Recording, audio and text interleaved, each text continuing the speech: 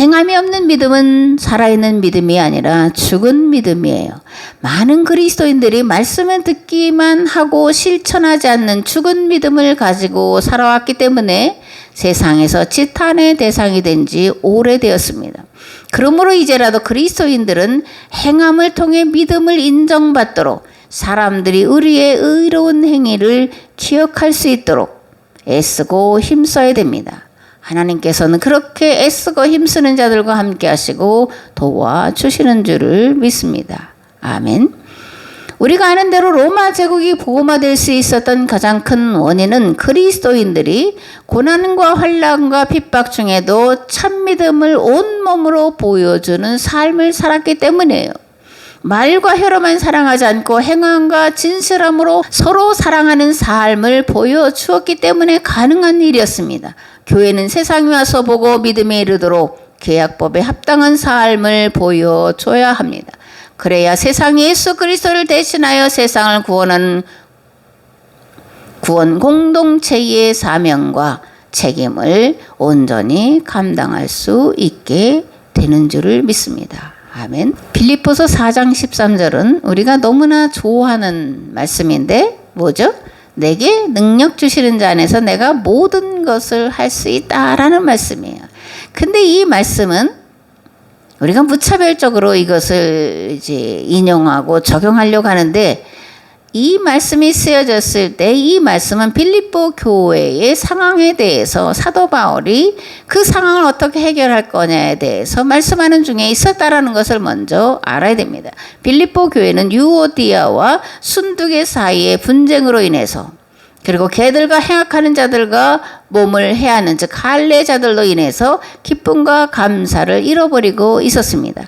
이런 빌립보 교회의 사도 바울은 어떤 경우든 자족하기를 배웠다라고 말하면서 자족할 수 있는 비결은 능력 주시는 자 즉 예수 그리스도 안에 있을 때라.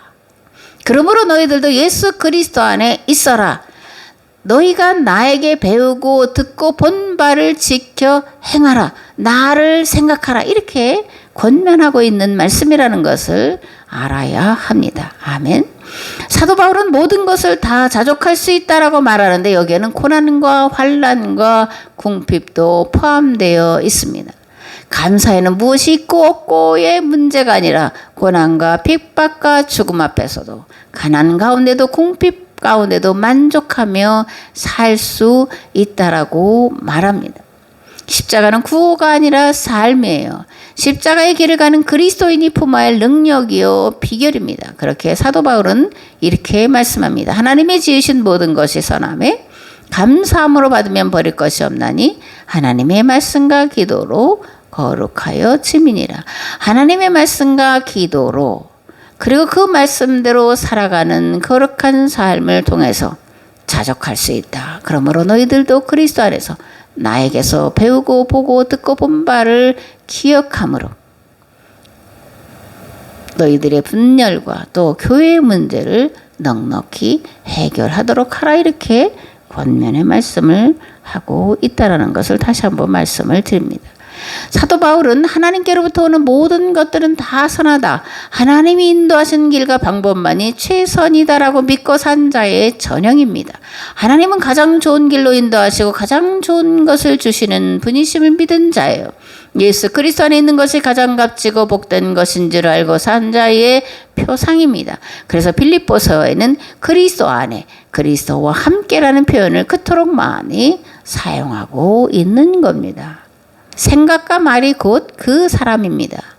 마음에 무엇을 담고 있느냐가 그 사람이 어떤 사람인지를 결정하는 거다라고 서두에서 말씀을 드렸는데 예수 그리스도를 마음에 품으면 그리스도인이 되고 물질을 마음에 품으면 마귀에게 속한 자가 되는 거예요. 예수 그리스도를 마음에 품으면 예수 그리스도의 마음과 방법과 법으로 살게 되고 마귀를 마음에 품으면 마귀의 생각과 방법으로 살게 되고 그 결과는 천국과 지옥으로 영원히 갈리게 된다는 것을 잊지 마시기 바랍니다. 아멘.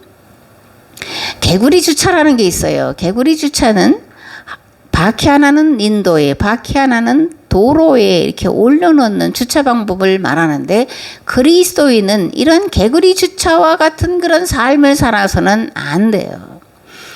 하나님도 마음에 품고 만몬도 마음에 품고 살아서는 안 된다라는 겁니다. 왜냐하면 마음은 두 갈래 세 갈래로 나눌 수가 없어요. 마음이 두 갈래 세 갈래로 나뉘어진 사람을 정상인이다 이렇게 말하지 않습니다. 마태복음 6장 24절에서 예수님은 그래서 한 사람이 두 주인을 섬기지 못할 것이요 혹 이를 미워하고 저를 사랑하거나 혹 이를 중히 여기고 저를 경히 여김이라 너희가 하나님과 재물을 겸하여 섬기지 못한다라고 말씀하고 있는 겁니다. 아멘. 빌립보서 4장 14절에서 20절 말씀에는 사도 바울이 빌립보 교회 성도들이 보낸 헌금에 대해서 하나님이 받으실 만한 향기로운 제물이다라고 말씀을 하고 있는데, 빌립보 교회는 사도 바울이 빌립보 지역에 선교를 할 초기부터 그리고 로마 감옥에 갇혀 있는 때에도 많은 물질로 도움을 준 교회입니다. 빌립보 사역을 마치고 데살로니가로 그리고 베레아로 갔을 때에도 두 번씩이나 물질로 도움을 주었을 뿐만이 아니라 지금 로마 감옥에 갇혀 있는데 그때는 물질과 함께 사도 바울을 섬기도록 에바브로디도를 파송하기까지 한 그런 교회였습니다. 사실 사도 바울은 대부분 지역에 선교할 때 자비랑 선교를 했어요. 그 자비랑 선교를 할 수 있었던 것은 그가 바리새인이었기 때문인데, 바리새인들은 직업 교육을 철저히 시켰어요. 그래서 자기 직업을 가지고 가서 선교하도록 했는데, 사도 바울은 천막을 만드는 기술자였죠. 그럼 어떻게 천막을 만드는 기술자였는지 아냐? 사도행전 18장에 기록이 되어 있습니다.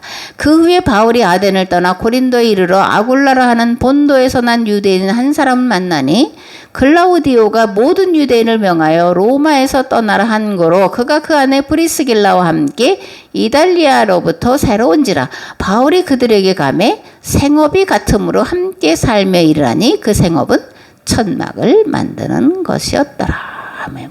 사도 바울은 천막을 만드는 기술자였다라는 거예요. 사도 바울이 자비랑 선교를 한 이유는 어디에 있을까? 물론 바리새인의 교육을 받았기 때문이기도 한데, 그러나 사도행전 20장과 고린도전서 9장을 통해서 보면 첫 번째로 사도 바울은 복음 증거에 아무 장애를 받지 않기 위해서 자비랑 선교를 했습니다. 둘째로 선교 사역의 모본을 보이기 위해서 자비랑 선교를 했고, 세 번째는 받는 것보다 주는 것이 복되다는 것을 깨달아 알았기 때문에 주는 것을, 베푸는 것을 몸으로 보이는 자비랑 선교를 했다라는 것을 알 수가 있습니다.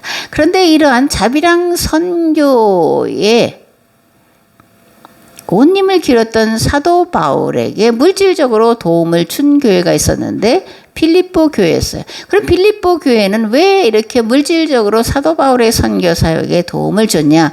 사도 바울이 일하면서 선교하는 것을 보니까 도무지 사도 바울이 일하고 선교하는 그 일을 병행하는 것이 너무나 힘들고 어렵다라는 것을 알았기 때문에, 특별히 이 빌립보 교회를 세운 사람 중에 한 사람인 이 루디아는 자주 색감 옷감을 팔아 살아서 막대한 부를 누린 자였기 때문에 사도 바울의 선교 사역에 물질로 돕는 일을 시작을 했고, 이런 빌립보 교회는 사도 바울의 선교뿐만이 아니라 예루살렘 교회의 어려움을 돕기 위해서 그들이 환난과 박해와 가난의 극심한 가운데도 힘에 지나도록 자원하여 기쁨으로 물질을 드렸다는 것을 고린도후서 8장에서 볼 수 있는데, 사도 바울은 빌립보 교회의 이러한 수고 헌신에 대해서 감사를 표하고 있는 겁니다.